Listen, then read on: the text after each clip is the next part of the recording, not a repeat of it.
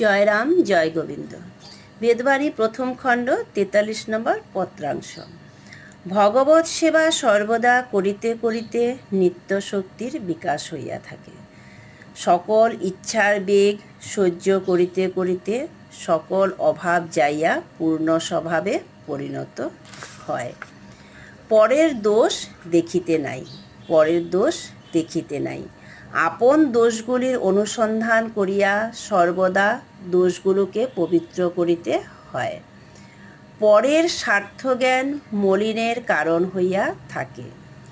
যাহা কিছু আবির্ভূত হয় সকলই প্রারব্ধ বৃত্তিমাত্র, কাহারও কোনো দোষ নাই।